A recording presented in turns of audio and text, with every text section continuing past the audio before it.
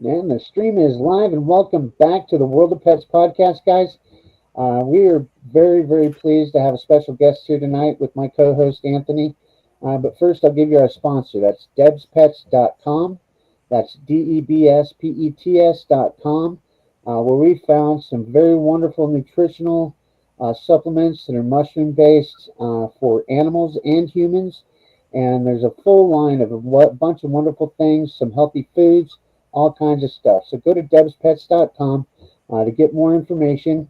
And we are hosted tonight by Emily Gomer, and she hosts the World of Ability podcast on YouTube as well. So go check out her channel, give her a like and a listen. We're just here to spread the love and light and pets. And with that, let's bring on my co-host real quick. Anthony, how you doing tonight? I'm good, brother. How are you? I'm special as always. Yeah, man. Yeah. It's always good to see. I love the description underneath your bio. Ugly Yeah, I but don't know how that got there. yeah, I love That's it. okay. I absolutely think it's great. So you're dog sitting again. You've got the dog there with you tonight. I am. Yeah, I've got little Ginger. Yeah, she gained a little weight, so her owner brought her back for me to exercise and eat healthy again. Yeah, yeah. So, like you said, maybe I should go into business. That's what But why my don't you ex-girlfriend introduce our kept doing. special guest? Gail is a friend of mine as well, and of Debbie's. So, but why don't you do the honors? I'm sorry, what? Do the honors and introduce our guest. Oh, um, I don't have a bio in front of me, so why don't you do it? Okay. Well, Gayle Weeks has been a mentor for Debbie and myself for quite some time now, and getting us into the pet nutrition, kind of sending us down this road so that we could talk to other people about it and spread the light and love of nutrition for people and pets. Gayle Weeks, it's wonderful. I've heard your story about how the products have helped your animals in the past and all that. Why don't you tell us a little bit about yourself? Oh, thank you guys so much. I appreciate you having me on, Anthony and David. You guys are amazing, and I love the work that you're doing here to be able to share just all kinds of information about pets. And I love where your hearts are to spend the time and energy doing this. I have always been an animal lover since I can remember. Always had animals as a kid. I was always getting in trouble for adopting stray after stray after stray, even ones that I used to be allergic to, being cats. And so we'd haul those off to the farm, and they'd be mousers where at the farm where my horse was. And I really have never stopped that. It was our rescue dog, Zenta, that brought us in really in relationship, David. So, not directly, not that you knew Zenta personally, but it was the amazing results that we saw after being introduced to mush puppies that Deb's Pets has on her website. And they absolutely it just gave Zenta a complete turnaround. Sure. In 4 days, we noticed a difference. And they taste good too. Ask me, I'll tell you. I hear that. I hear that they're peanut butter flavored, and my husband says they taste great with chocolate icing. So yeah, they are made in human grade kitchens. All of my grandchildren have eaten them, and I don't cringe because I know they're made in human grade kitchens. I know exactly what the ingredients are, and I can pronounce every single one of them. So I can appreciate that. So Zenta had, just in brief, Zenta had 5 different autoimmune, or no, that was me. Zenta had an autoimmune diagnosis. Her paw pads were peeling off. It was a horrific experience every time I think of it. She was a husky, and she was a rescue. That's in alignment with my values for life. And she had clumps of hair that were coming out. And yes, huskies do lose hair, but she had bald spots. Her eyes were completely clouded over with cataracts. Just she couldn't see anymore. So she was trained to be off leash, but I had to have her on a leash so I could pull her away from hitting the light poles. She would literally walk into them.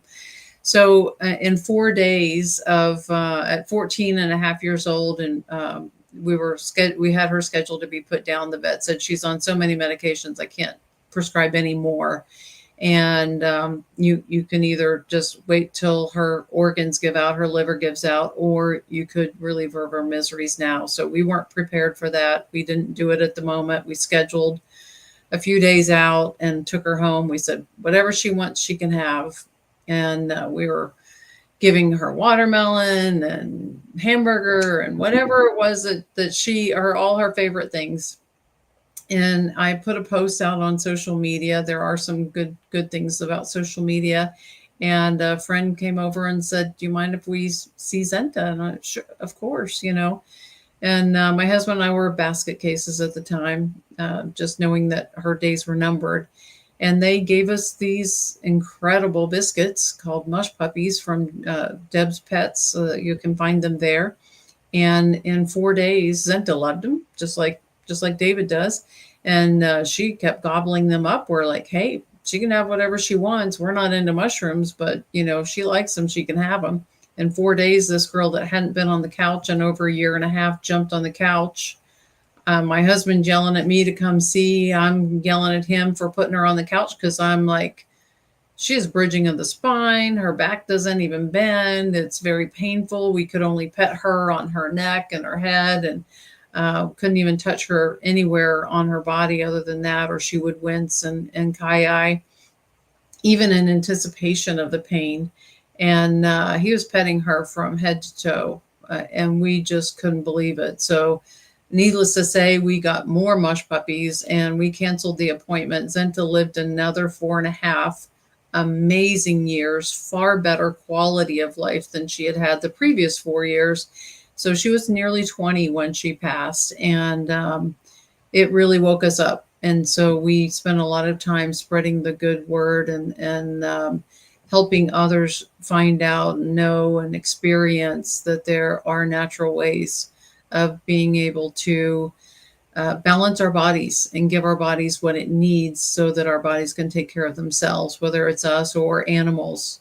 So that's long and short of it. And David, was you were introduced to us roundabout way, all because of that situation. So my husband has gotten certified in pet nutrition. We have both done extensive research, and we are constantly working with pets. It is just a passion of ours.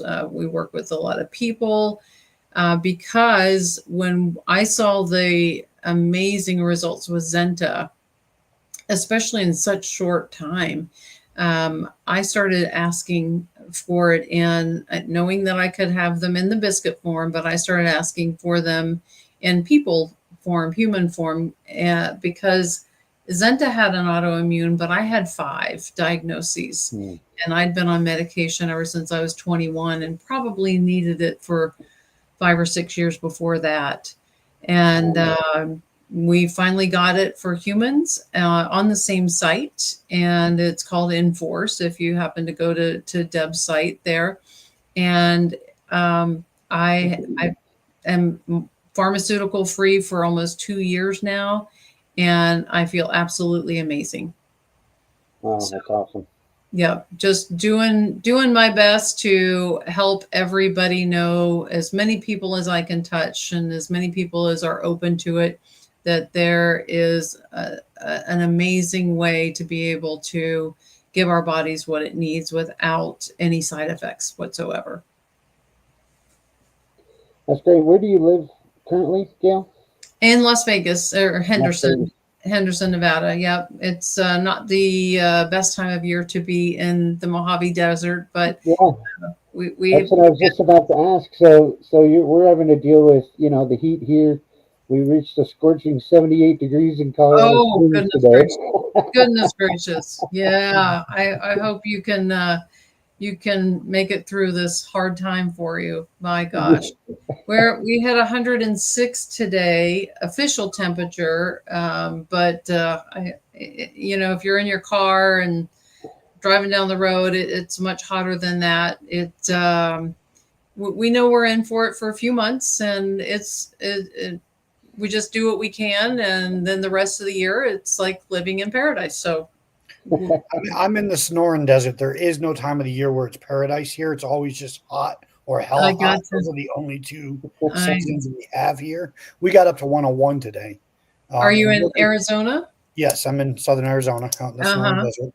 And Yeah, we're going to stay this way probably until late October, early November. I So know. it is unrelenting out here. I It's know. ungodly, and it should not be allowed. And I think we should all go on strike until it stops. And yeah, it's just not right. And here's David over here like, oh man, I had to suffer through 78. Yeah, okay. I think you should come stay down here for a couple weeks. And I can relate to both of you. My daughter and family live in Tucson, and my that's where I'm sister at. lives in the Colorado Springs. So I can relate to both of you. I hear it from all sides. So yeah, we I'm in, just I'm in Tucson, so yeah.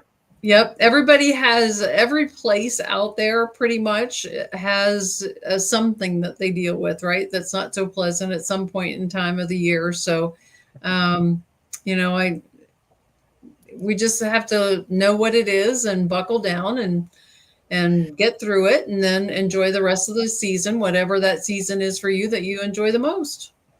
Exactly. Exactly.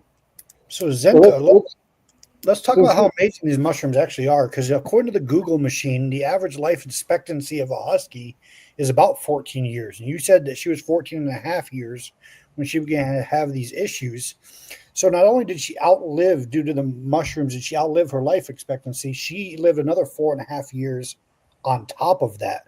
Which, when Yeah. you think about that, that's something quite amazing. yeah, Yeah. Because if a dog's going to outlive its life expectancy, it's about quality of life. You don't want the dog in pain. You don't need it suffering. You don't want it riddled with arthritis and different things like that, where it's going to suffer. So the fact that she could outlive her life expectancy after having all of those issues, I think, is just it's amazing.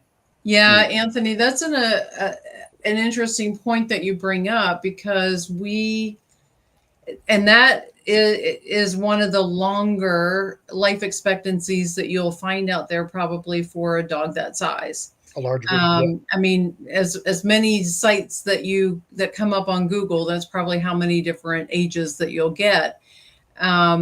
But that's right. Most vets will say anywhere from 8 to 12 or 14. You're lucky if you got her to 14. Zenta was showing a lot of different issues. It seemed arthritic like, and with bridging of the spine, it's the calcification of the backbone Okay. trying to protect itself and repair itself. So she probably had been abused before we got her. She was 5 when we got her. So, when you rescue, you never know.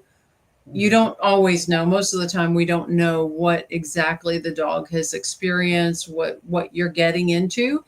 So I would say for 4 or 5 years before her 14-year mark, and 14 and a half, when we were scheduling to put her down, that she had been on a lot of pharmaceuticals, and it just kept adding on and adding on to try and minimize her pain. She was such an amazing dog, and she really didn't she didn't exhibit a lot of pain. But if once you get to know somebody, when they're just not telling you, right? right. Whether it's an animal, it's the soul that you're looking at, right? You can tell from looking at the eyes. And so, yeah, that's why the vet said, she's on as many pharmaceuticals as I can give her. Right. Yeah. So there's nothing else that we can do.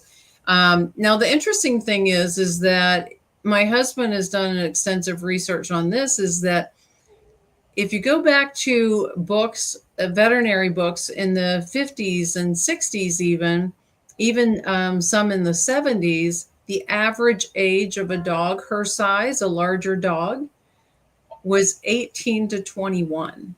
Hmm. Now, what's changed? Quality food. Food, the quality of our food. It's like the same Well, thing we're dealing and with in the you Yeah. gentlemen might be too young to remember this, but I know my grandparents, when I was a little girl, there was no commercial dog food. The dogs ate whatever came off of the kitchen table at the end of their meal. But people ate at home, and they grew their food and they harvested the cows, etc., right, and the pigs themselves. So they were eating wholesome food, and so the dogs got wholesome food. Oh And yeah. and it really is the evolution of commercial dog food that's made a huge difference. It's the dogs, it's the food, treats, and toys that are killing our animals. And I think it's the same concept with human food, right? I mean, if you look at the national health centers today, and whether or not you support his political stances or not, what Secretary Kennedy is doing with all that stuff in food and all the chemical agents and things that are in our food, there's no doubt about it. We're making ourselves unhealthy with what we're putting into our bodies. And And it seems you raise like your it would own be meat, common sense, right? right? If you raise your own meat, my parents have done for a few years now. If you raise your own meat, you can tell the difference just in the way you feel after. I mean, no time at all. You start raising your own meat, and within a month of eating your own stuff, you're like, there's something different about this food compared to what you buy at a grocery store. And it is different. It is Yeah. different. And so there's no doubt about it. It's the same concept with what you're saying about animal food or pet food, right? What are the Yep. preservatives and the different types of bioengineered foods and things that they're putting into these foods? It's just not healthy. It's just not healthy in any way. And hopefully we can get a grip on that. I know I'm trying for sure. Um, Yeah, I don't Anthony, have you're talking about the kindest things that go into the food. Mhm. for what? To commercial dog food. Those are the better ingredients that you're speaking of that we don't want in there, but they're better than some of the other things that are in there that we won't even talk about. Oh yeah, no, absolutely, yeah, Yeah. 100%. But I still think it's amazing. Now, let me ask you, because I've seen a lot of videos and heard a lot of veterinarians and whatnot talk about huskies.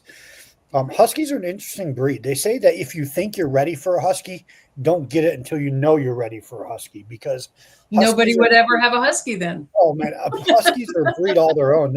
They talk back. They're very vocal. You were talking about the hair. They shed like crazy. They're escape artists, from what I understand. So once she got on the mushrooms, did she get her playful spirit and energy and that kind of stuff back that is typical in huskies? Did that all come back to her? She did. We had two pups that we got in the meantime when she was, before she got really bad, and she would tuck herself in behind the kitchen table in the corner and lay there so that these two young pups wouldn't roll around and be attacking each other, going crazy and bump into her. And so once she got herself righted from being on these mushrooms for a little bit, she was playing with them. She would do things that we never saw her do before. We took her to a park and she's playing with a tennis ball. My daughter and I are like, what? She's never played with a ball before. Running after it and just putting her paw on it and letting it pop out from underneath her paw and getting down on her front elbows and playing, instigating playfulness with the other dogs, and just amazing. And let me go back to husky just in their defense a little bit. So this is our second and third husky that we have now. They're litter mates, and that's an absolute no-no. You should never get litter mates, but that's a story in itself. If we have time, we can talk about that. But they are amazing, and I hear all the nightmares of huskies standing on the roof of your house, and they can get out of everything and under a block wall and over an 8-foot fence and whatever. Dogs, most of the time when they're healthy and well, they're similar to children in that they will emulate the atmosphere in the household. Mm-hmm. Now, we got the two pups since our kids left home, and they accuse us of raising our grandchildren and say that we spoil them and all these things. That's your job. Yeah. We've never, ever come home and caught the huskies running, along the hanging from the ceiling fan, or on the roof, or anything like that. They have a dog door. They come and go as they wish. We have a walled backyard. They've never ever escaped, never tried to escape. They really don't have anything to escape from because they get pretty much whatever they want. They do talk back if you allow it, but I never allowed that from my children, and I don't allow it from my kids, from my dogs, because it's sass. Mhm. And we encourage them to talk at certain times. They don't get anything when they demand us. We have one of our dogs, Zeus. He'll come and be very playful and start trying to get us to go to the freezer where we keep bones for them. And he'll start jumping backwards. So we'll follow him and go to the freezer, and he'll keep looking at it like, come on, dummy, open the freezer. Come on, it's in there. You know it is. Open it. It probably, if we tied a rope to it, he'd just open it himself. But he does not get food or treats until he stops barking. If he speaks in an inside voice, which for a husky is woo, woo, woo, woo, or, singing, howling, that's okay. But they will behave, I believe, based on our experiences, that they'll behave the way that you permit them to. Yeah. Yeah, absolutely. So yeah, they're fun though. They are their own breed. They're very independent, and we've found that when we respect them, they'll respect us twice as much. So they much prefer to be your partner than your subservient. For sure. Yeah, I have a border beagle. She's a little over 2 years old, about 2.5. She's an amazing dog. Very talented, very smart, very bright I dog. bet. It should be almost illegal how easy it was to train her. But she can leap and jump. But she's got that bay as well because she's got the beagle and the border collie in her. Mm-hmm. So, she'll get going on that. But she'll talk back, and I always no. Yep. You don't Right. talk back. Nope. And she kind of Yep. looks at me, And, Yeah. But the thing about demanding, she was raised for over a year of her life on a 20-acre farm. Oh yeah. And now I live in the city in Tucson where I don't even have a yard. Like I got to take her out every day. And so about every 15 minutes, she's at the door begging to go out. And I've just had to train her that, nope, I'm sorry. I'm going to get some land out here next year. We're going to have some acreage for you to move on and to live on and to have some fun with. But in the meantime, you're on my schedule. I'm sorry about that. Mhm. That's right. You just got to train them and Yeah. get them used to that kind of stuff. And it'll go for there. But tell us a little more about what you do now. We have a series of questions here, but introduce basically what you'd like to talk about now or what you do now. Well, just like what you're talking about in the heat in the Sonoran Desert and the Mojave here, it's hot. And what do? I've had so many people verbally accost me while I'm out walking my dogs about how cruel I am to have huskies in the desert in the summertime. Like, well, I haven't found a summer camp that will take them for 4 months out of the year. And when it was Zenta and she was a rescue, I'm pretty sure that she was better off with me than she was with the person that was abusing her before I got her. Yep. Yes. And I didn't bring her to the desert. So what we do is the best that we can, always in the dog's best interest. I get up right now I'm getting up about 5:30, 6 o'clock in the morning and taking them for a walk. In July, I'll be up at 4:30 in the morning. Right. That will be the coolest hour of the day. The last thing I do before I go to bed is I check the weather and I look to see which hour has the absolute lowest temperature.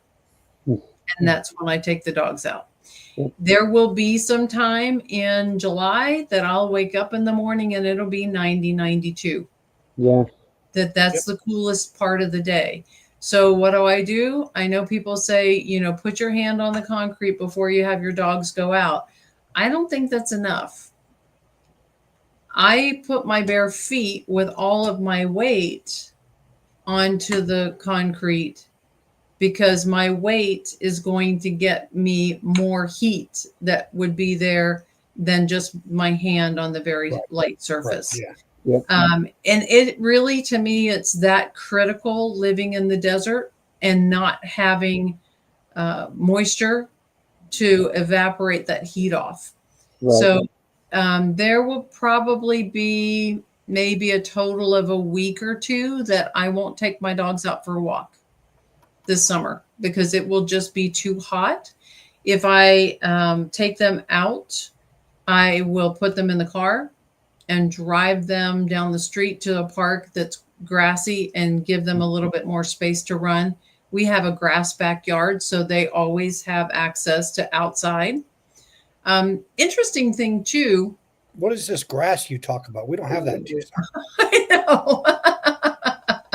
And it doesn't even have a plastic backing or a rubber backing or whatever that turf stuff is.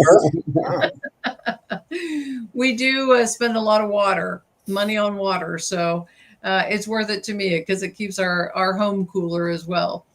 But they come and go at will. So the in our home, we have a dog door, as I mentioned before, and the dogs can come in and out as they wish. So an interesting thing, back to I'm so cruel for having huskies in the desert. Huskies have a double coat, and this is not a session all about huskies, but huskies have a double coat. Many dogs do. Even some short-haired dogs have a double coat. A lab, golden retrievers. There's tons of dogs that have a double coat.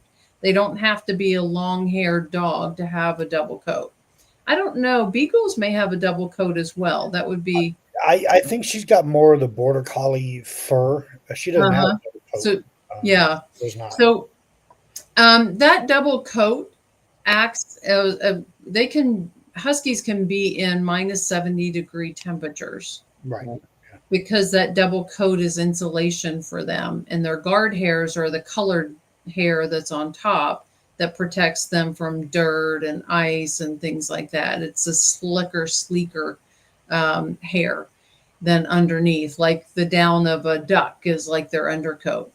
Mm-hmm. And in the summertime, it also can act as insulation to protect them from the heat. Correct. Now, if any kind of breed, if your dog has a double coat, it's not advisable in most cases to ever shave them or cut them. I would never ever shave a husky unless it's for medical reasons. Right. There needs to be a surgery or something like that. If that coat, though, is not well maintained, that insulation or that envelope, if you will, of airflow is not going to work properly. So it's really important to make sure that you keep that groomed. It might sound like a lot of work, but I bathe my huskies 3 to 4 times a year, and that's when I brush them. I'll brush them every now and then, maybe every few weeks, or maybe once every couple months, just depending on what I feel when I'm petting them. As long as it's not matted. If there's matting in there, number one, it can pull and hurt the skin because it's matting or knotting up close to their skin, and it will pull and tug and it'll just keep matting.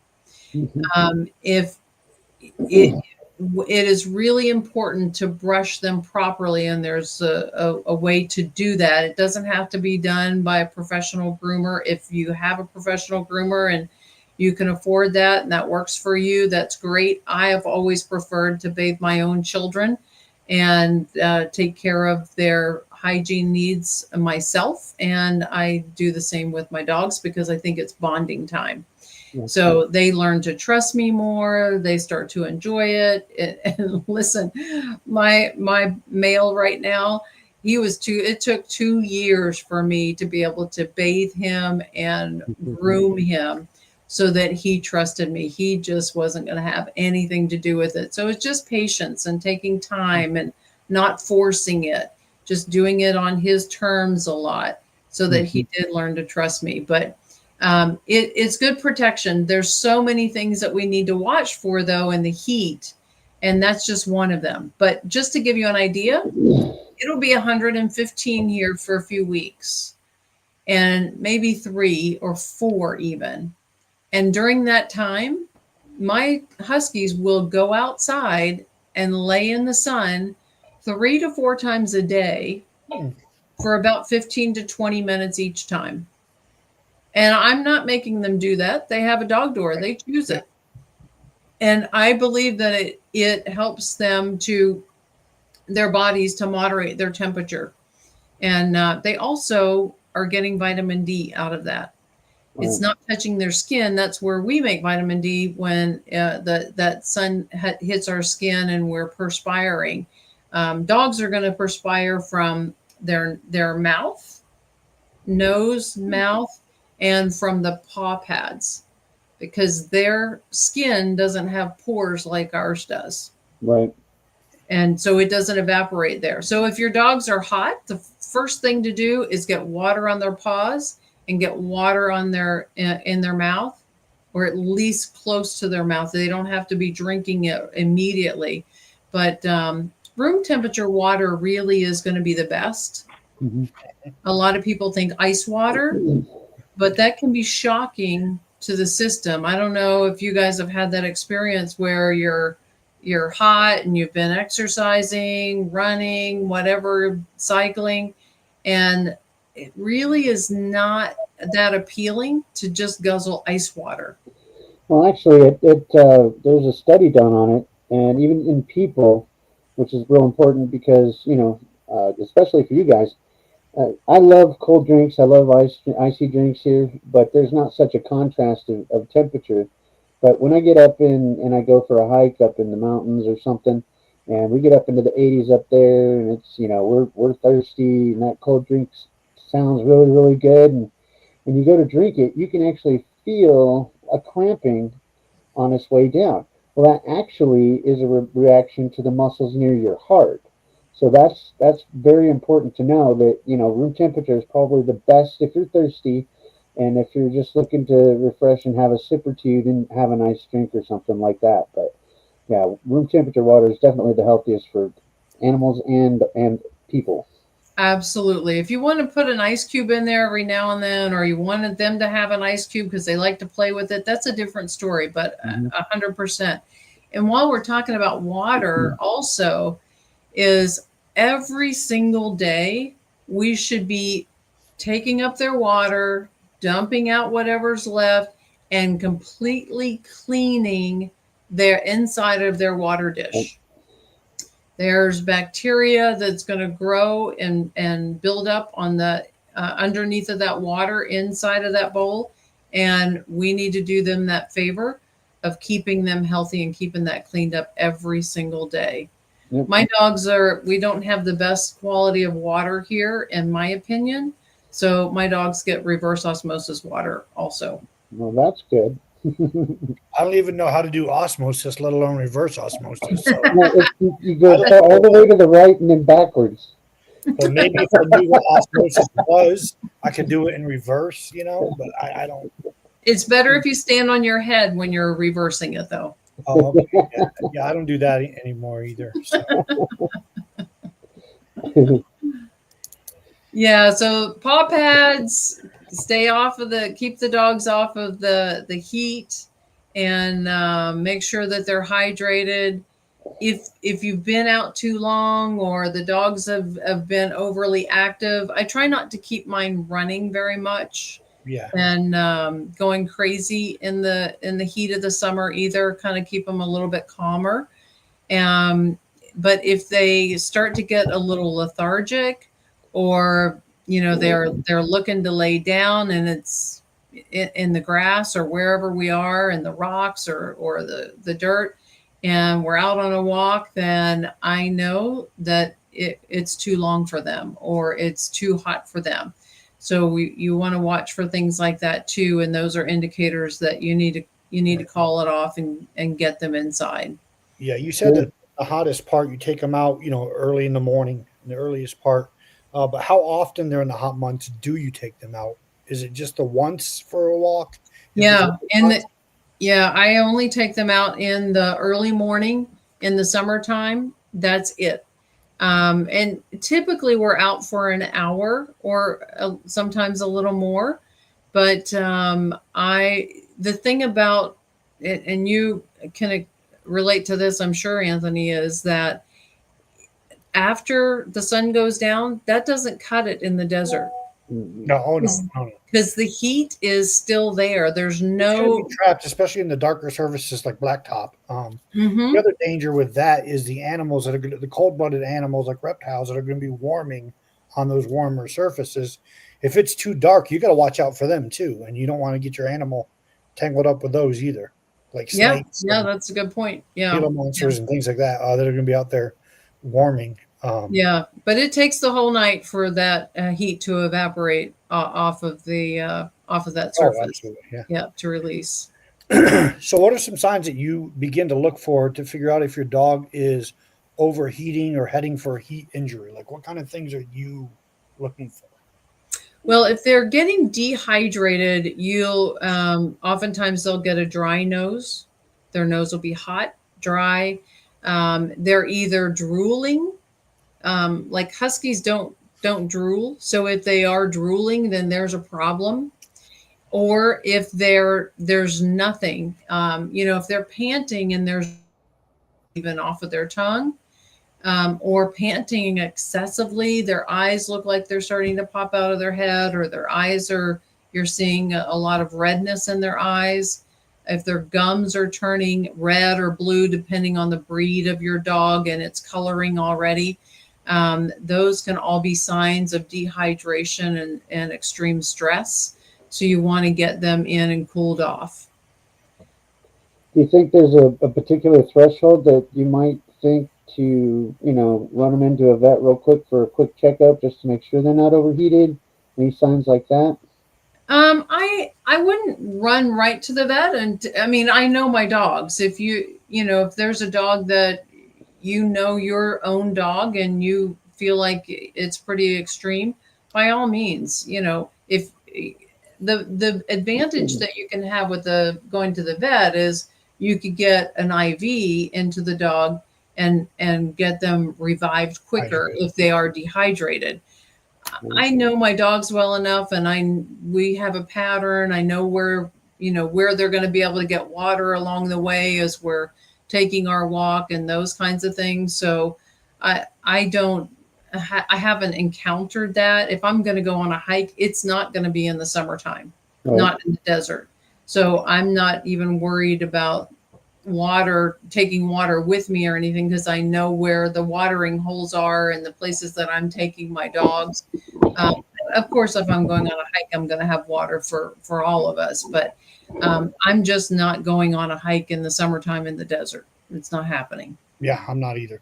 Um, But yeah, I mean, just be prepared and know those signs so that you do have something. Get some water on their paw pads and get them some water to take in. If they're refusing water, then that can be a problem. That could be your threshold for sure. Okay.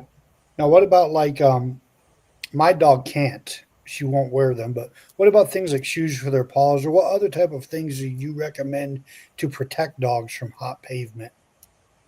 If you can't for some reason be up early in the morning and you live in a place like you and I do, and that's the only time that works.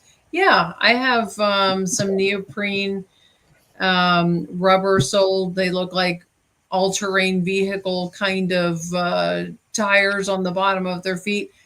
My dogs don't wear them. It was from a dog that I had years ago, because he loved to, when we would hike in the desert, and he would go up the walls of the canyon after lizards and Yeah. shred his feet. And he was a little too big for my husband and I to haul out of the canyon, which we ended up having to do one time. So That's why we have those shoes. But they do have some really cool shoes out there. Huskies are not ones to really like that if you start them out when they're early, when they're younger, or, it's just what they get used to. They might be more open to it. Just make sure you get them to fit. For me in the summertime, I know the threshold of my dog's paws and what they can handle. They're pretty durable because we're out every single day, in all kinds of different terrains all through the winter and such. Um, it's just more heat for them. My dogs would be annoyed by that. But I keep a dog.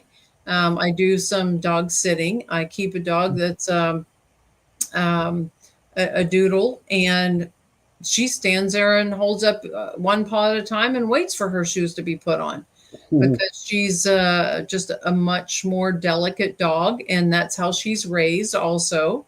And so she expects to be pampered, and so we pamper her. Naturally. I'm not going to do something different from what her owners do. Right. I want her to be comfortable. I'm a lot like your huskies. Once that heat threshold hits, like I don't go outside. Thankfully we've got like grocery pickup now. I can go to the store and have them run their butts outside in the heat and bring me my groceries. And Well, I'm not going outside. This is insane out here. yeah, It is ungodly what it gets to out here. it is. I want them to be active because I want to be active. I can ride my stationary bike when it's hot, but they can't. I don't have a treadmill for them. So I want to keep them active. I do work on keeping their weight very minimal, not like I'm starving them, but I want to make sure I can feel their ribs. You'll never look at my dogs because they have so much hair.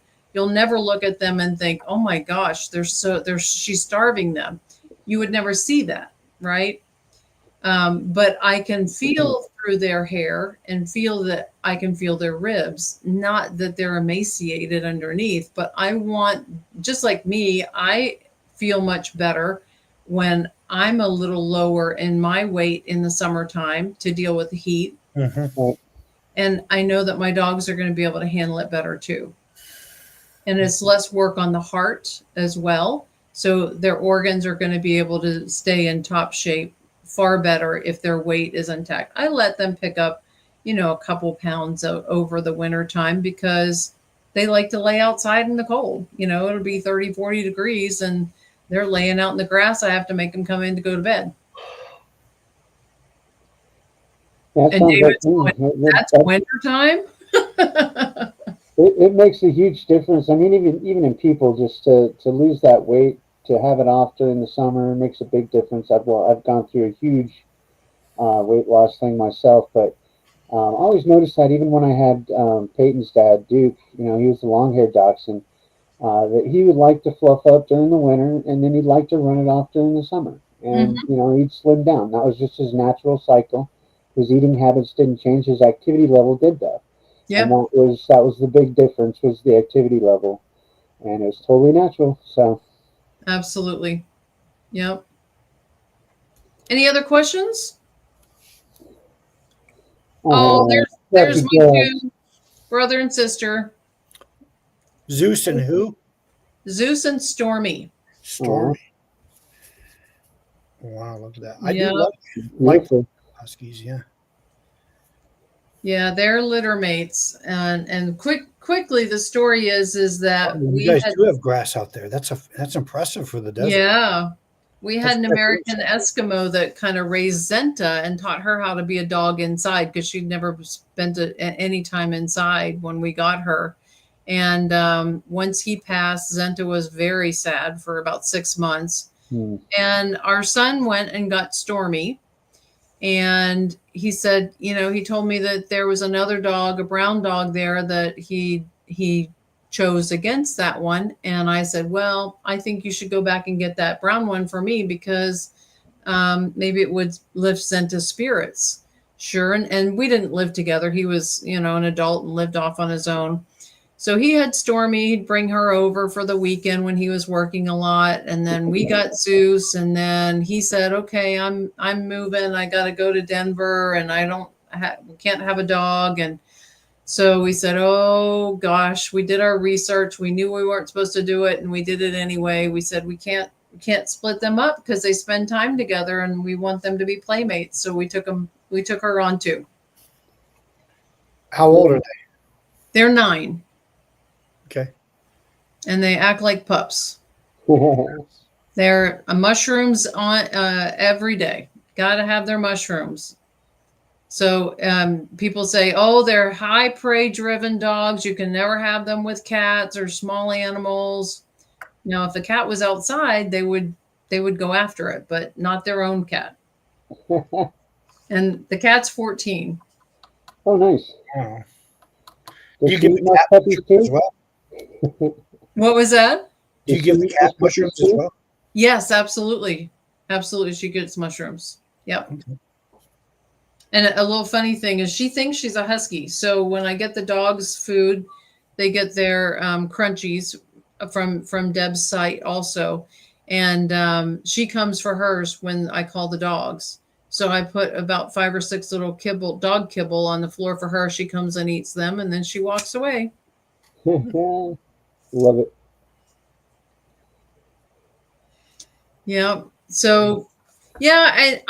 Another thing that happens with, I saw an article the other day, it just fried me, pun intended, that somebody at the local hospital, that an employee had left their dog in their car while they went into the hospital to go to work. Oh, no. Now, last week it wasn't as hot as it is this week, but we were still in the 90s. And absolutely, your dogs should never be in a car without the air conditioner blasting. Yeah, no kidding. Right now, it's just too hot. If the temperature is going to be over 70, I don't take my dogs in the car anywhere. And I take them all over. This is a neighbor dog. She comes to stay with us. She boards with us as well. And she's part Weimaraner. Beautiful. Sophia. She thinks I'm her Aunt Gayle. Oh. And so huskies are good with all the kids. They don't see them all the time, but they're really good with them. They're really great dogs for family. Yeah. So those are some of my grands.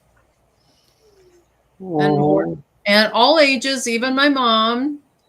Zeus, my mom is 100 pounds and soaking wet, and my mom is the only one that Zeus tries to lay on her lap, and he does. He lays on her lap every time she comes to visit. I'll bet you she loves that. She has that kind of soul that she's just a total attraction. All the animals are fighting for her lap. She absolutely does. Oh, and you were saying, Anthony, earlier about huskies shedding. I want to see your teeth.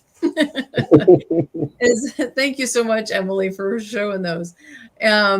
Is that, yeah, we, of course, with Zenta, we had extreme shedding because she was losing patches of hair. But we have found ever since we got the dogs onto mushrooms that they don't shed near as much. I bathe them there's twice a year that they'll blow their coat, and this is going to be with basically any dog that's going to have a double coat. They'll blow their coat, meaning their undercoat's going to come out, and I bathe them then because that helps to get rid of some of that coat. And then I brush them, groom them really well. In the springtime, just before it gets hot, it starts happening as it warms up, and then in the late fall, it'll happen again. And other than that, I have very little shedding in my home. Very nice. Those mushrooms just balance the immune system and let the body just work at its optimal levels. Very cool. Very cool. Snow dog. They love their snow. Where is that? What location? That's in Mount Charleston. It's a Las Vegas ski resort up on that mountain. That's It's about another 40. thing we don't get in Tucson. That white fluffy stuff, Anyway, Yep, exactly. It's wonderful snow we don't here. we don't get the white or the green stuff, so I know you don't. You get some snow on Mount Lemon though, right? Oh, Mount Lemon is gorgeous. I Yeah. love Mount Lemon. This is like our Mount Lemon.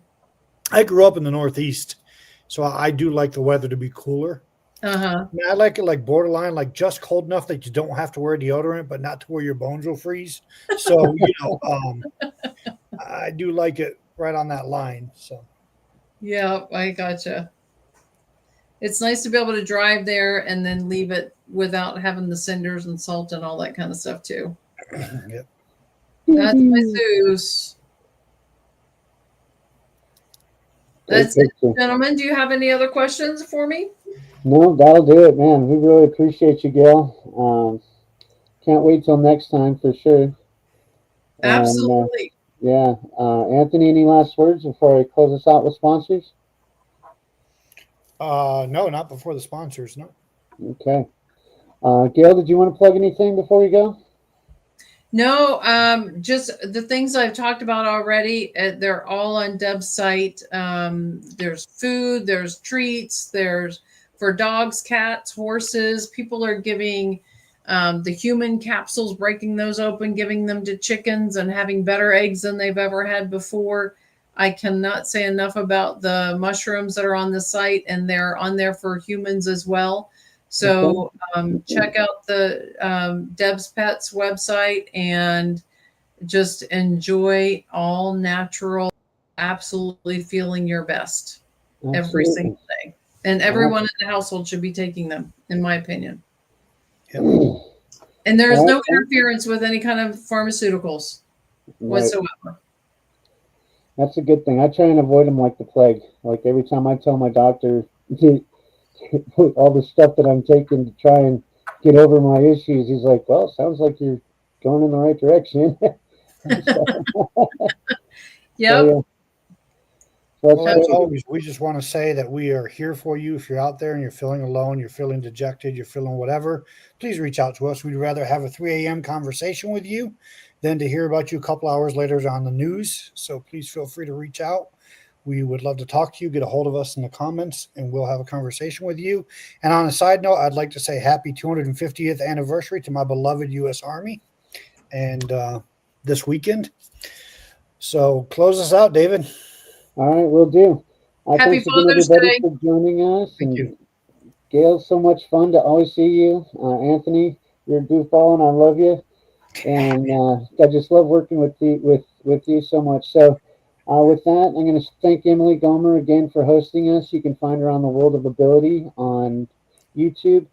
And go to debspets.com for everything that we talked about tonight, all the pet nutrition, all the human immune boosting stuff. And they're always coming out with new products and rotating through, getting better and better and better. I'm starting to see them advertised on other places, but I'm not going to say that because I want you to go to debspets.com, and that's debspets.com. And we will see you guys next time.